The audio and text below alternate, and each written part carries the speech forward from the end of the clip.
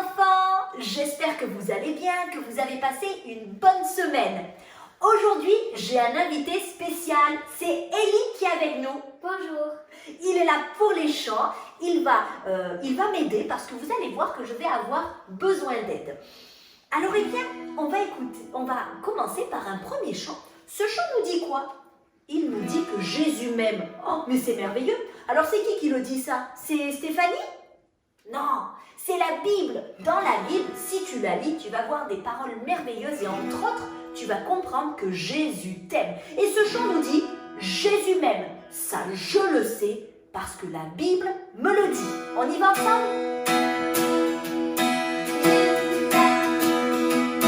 Jésus m'aime et ça, je sais, la Bible me le dit.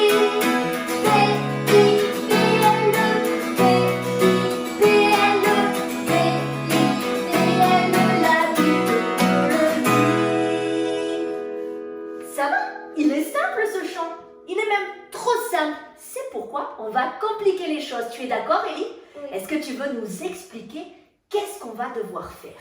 À chaque couplet sur le mot Bible, on devra enlever une lettre. D'accord. Et à la place de cette lettre, est-ce qu'on va devoir faire quelque chose? Oui, on devra taper des mains. D'accord, montre-nous.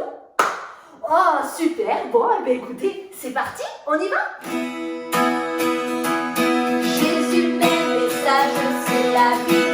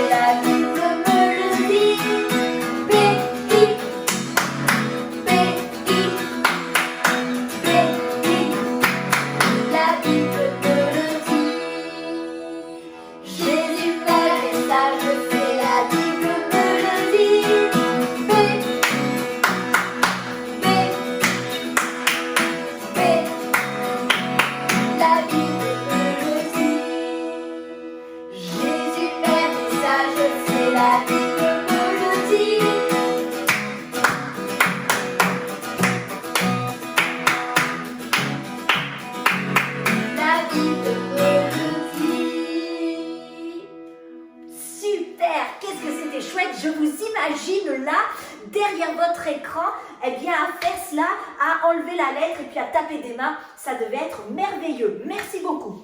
On poursuit avec un autre chant. Ce chant nous parle bien sûr de Dieu. Et il nous dit sur Dieu quelque chose encore de merveilleux. C'est qu'il tient la terre entière dans ses mains. Oui, Élie, Dieu te tient dans ses mains. Il me tient moi aussi. Et tu sais quoi? Il tient aussi tous les enfants. Oh, c'est merveilleux. Bon, oui, les parents, les adultes, ne soyez pas jaloux. Dieu aussi vous tient dans ses mains. Alors on y va, on le chante ensemble. Il tient la terre entière dans ses mains. Il tient la terre entière dans ses mains. Il tient la terre entière dans ses mains. Il tient le monde dans ses mains. Il tient soleil et lune dans ses mains. Il tient soleil et lune dans ses mains. Il tient soleil et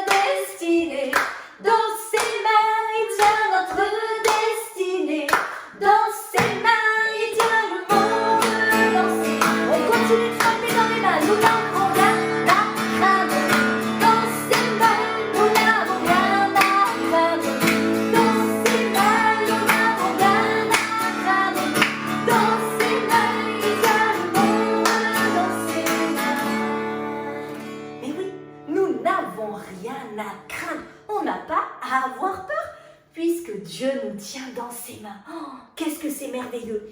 Et puis, eh bien, on va terminer avec un chant. Et puis après quoi, eh bien, on ouvrira la parole de Dieu. On verra ce que Dieu veut nous dire, eh bien, aujourd'hui. Et ce chant, elle nous dit que Dieu nous appelle ses enfants. Mais oui, il nous a appelés ses enfants. De quel amour Dieu nous a aimés.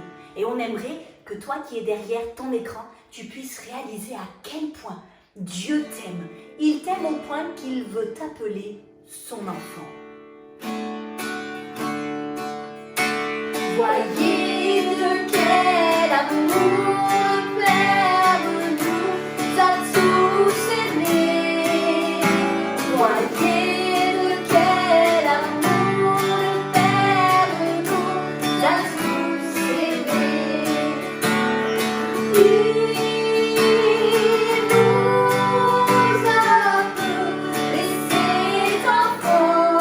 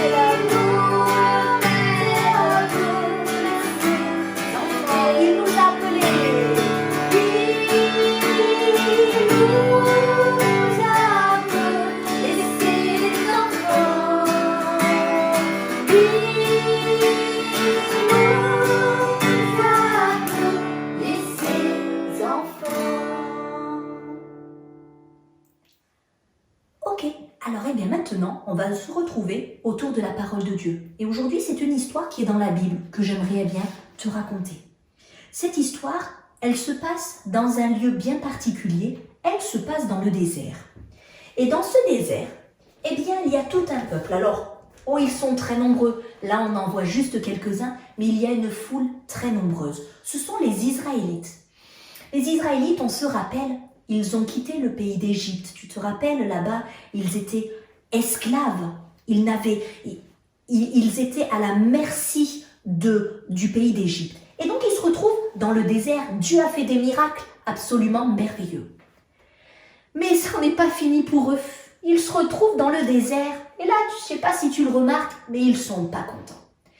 Et tu sais, ils ont bien une raison pour être mécontents. C'est qu'ils n'ont plus d'eau. Ils n'ont plus de quoi boire. Ils n'ont plus de quoi donner à boire à leurs animaux. C'est une catastrophe. Mais pourquoi c'est une catastrophe? Pourquoi c'est un énorme problème pour eux de n'avoir pas d'eau? Bien parce que l'eau, on en a besoin. Et toi aussi, tu en as besoin de l'eau. L'eau, c'est quelque chose de vital. Est-ce que dans la vie de tous les jours, on n'a pas besoin de cette eau? Bien sûr que si. Par exemple, qu'est-ce qui peut avoir besoin d'eau? Il peut y avoir les fleurs. Les fleurs peuvent avoir besoin d'eau. Je pense aussi aux arbres, bien entendu. Qu'est-ce qui peut encore avoir besoin d'eau? Les animaux. Les animaux ont besoin d'eau. Mais oui, les poissons. Mais les poissons, s'ils n'avaient pas d'eau, comment pourraient-ils vivre? C'est impossible. Toutes ces choses-là, tout ce qui nous entoure, toute la nature, a besoin d'eau. Oui, l'eau, c'est vital. Souviens-toi. Alors tu sais, quand ton papa, ta maman, les personnes qui s'occupent de toi, te disent de boire, c'est pour ton bien, c'est parce qu'ils t'aiment qu'ils te disent ça. Parce que l'eau, on en a besoin. Pour être en bonne santé, on a besoin de l'eau. Alors, eh bien, on va imaginer pendant un petit instant que notre cœur ressemble un petit peu à ce jardin. Est-ce qu'il n'est pas beau mon jardin?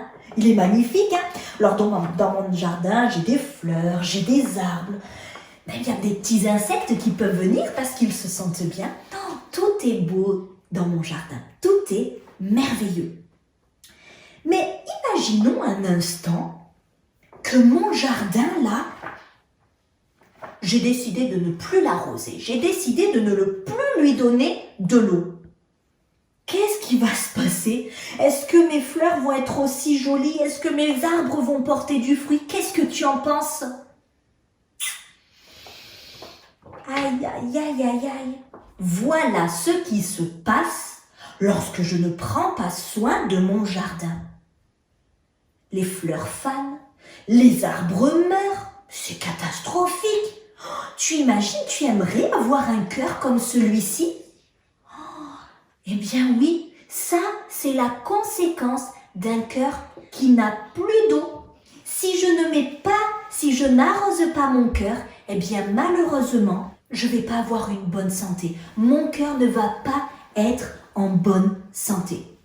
Alors, c'est pas une très bonne nouvelle ce que je suis en train de te dire là quand même.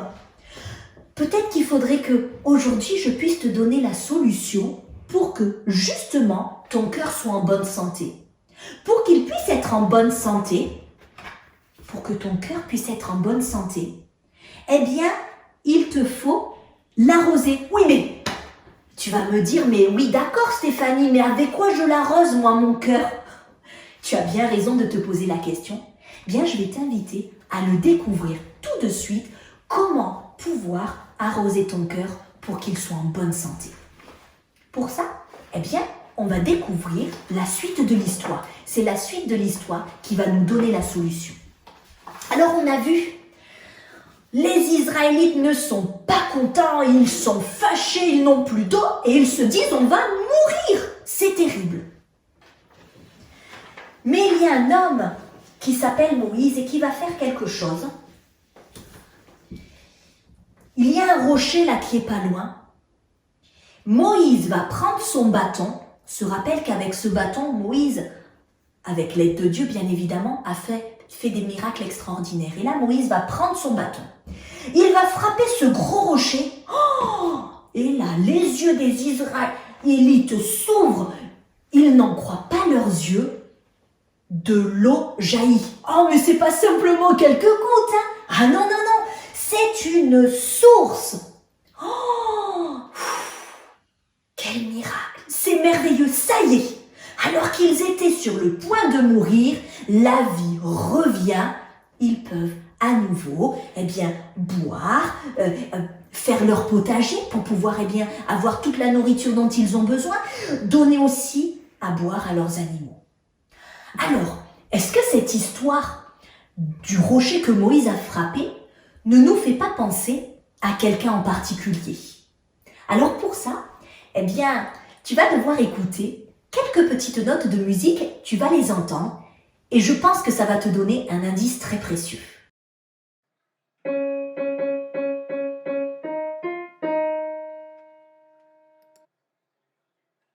Alors, dis-moi, est-ce que tu as trouvé? Tu te souviens? Tu te souviens de ce chant? Jésus est le rocher de ma vie.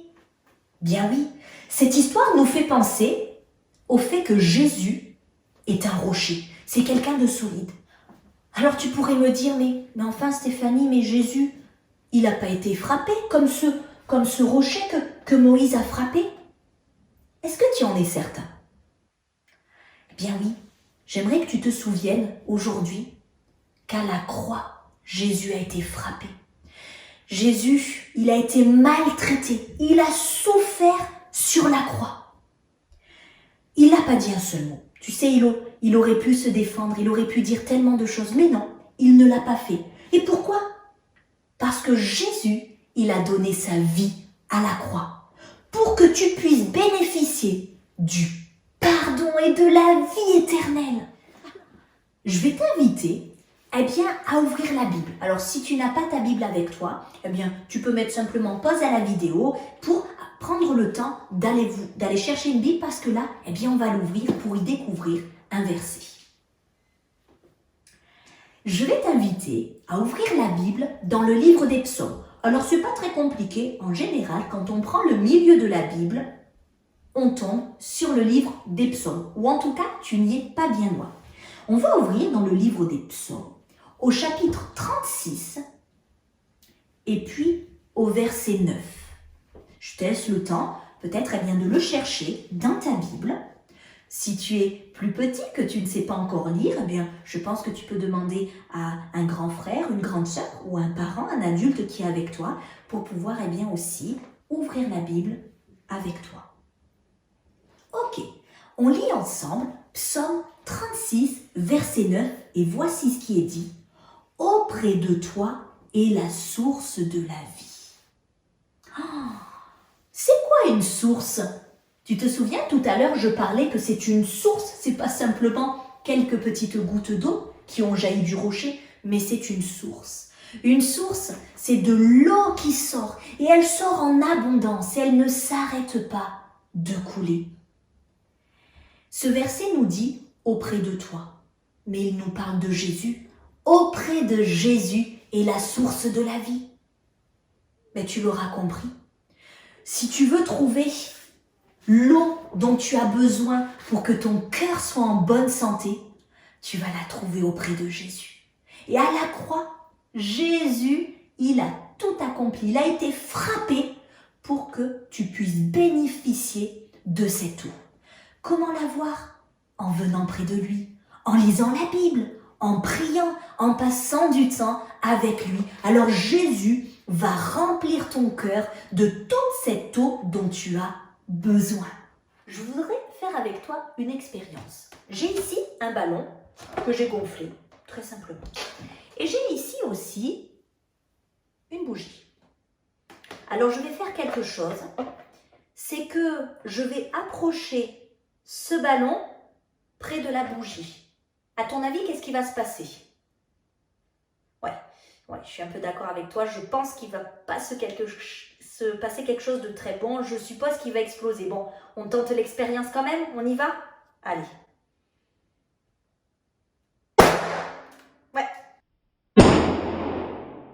Ouais, on est bien d'accord.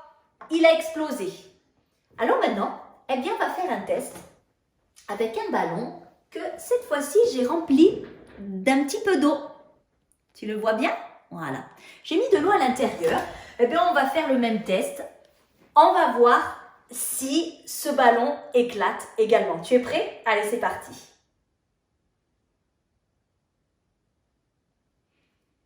Waouh! Allez, juste pour... on recommence. Peut-être que c'était un petit coup de chance. On y va. Il ne se passe rien. Le ballon n'explose pas. Alors, qu'est-ce que cette expérience nous montre? On a vu que le ballon, dans lequel il n'y avait pas d'eau du tout, lorsqu'on l'a approché de la flamme, il a explosé très rapidement. Alors que ce ballon qui a un petit peu d'eau à l'intérieur, on a beau l'approcher d'une flamme, il ne se passe rien. Cela nous enseigne quelque chose et qui va très bien avec ce qu'on a vu aujourd'hui, ce qu'on a découvert, c'est que si mon cœur il est rempli de la présence de Jésus, et on se souvient que pour ça, plus je vais passer du temps avec Jésus, en lisant la Bible, en le priant, plus mon cœur va être rempli de la présence de Jésus. Il peut y avoir le danger qui vient frapper à ton cœur. Jésus est dans ton cœur. Et tu ne vas pas laisser rentrer le péché, le mensonge, la colère, parce que ton cœur sera rempli de la présence de Jésus. Par contre, si tu n'as pas la présence de Jésus dans ton cœur, si tu n'as pas cette eau, lorsque le danger va se présenter, lorsqu'il va frapper à la porte de ton cœur, tu vas facilement laisser rentrer les choses et le mal va y rentrer. C'est pour ça qu'il est important que tu viennes à la source. Et cette source, on se souvient, c'est Jésus qui, à la croix, il a été frappé, il a été meurtri pour qu'on puisse bénéficier de sa présence jour après jour. Et ça, c'est merveilleux. Alors, je voudrais t'inviter maintenant à fermer les yeux et on va prier. Seigneur, je veux te remercier parce qu'encore une fois, tu nous enseignes des choses merveilleuses. Je veux d'abord te remercier parce qu'à la croix, tu as donné ta vie pour nous, pour qu'on puisse bénéficier chaque jour de ta présence dans nos cœurs. Et ta présence, elle représente un petit peu cette eau, cette source. Seigneur, tous les jours de ma vie, je veux venir près de toi pour remplir mon cœur, pour que mon cœur soit en bonne santé. Merci Seigneur encore de bénir chacun des enfants. Amen. Alors, eh bien, encore une fois, je vais te donner une mission. C'est vrai, j'aime bien toutes les semaines te proposer une mission. Bien sûr, tu n'es pas obligé, hein, c'est vraiment au choix. Cette semaine, la mission que je vais te proposer, c'est celle-ci. Tu vas prendre un pot, dedans tu vas mettre de la terre et tu vas y planter une petite graine. Alors attention, hein, si tu ne mets pas d'eau, si régulièrement tu ne l'arroses pas, il ne va rien se passer. Par contre, je peux t'assurer que si tu en prends soin, si régulièrement tu l'arroses, au bout de quelques jours, peut-être quelques semaines, selon ce que tu vas planter, quelque chose va pousser. Tu as compris la mission? C'est pas bien compliqué. Par contre, le pot, moi ce que j'aimerais, c'est que tu le décores à ton goût, ce que tu veux, mais que tu fasses un joli pot et que tu m'envoies la photo. D'accord? Et puis, je serai heureuse aussi, d'ici quelques semaines, une fois que la graine aura poussé, moi j'aimerais bien voir le résultat, voir cette graine qui a poussé. Ok? Je te dis à très bientôt, j'ai hâte de recevoir cette photo. Que le Seigneur te bénisse, au revoir.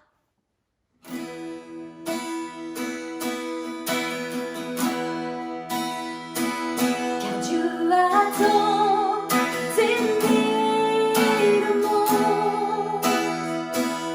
Il a donné son Fils unique,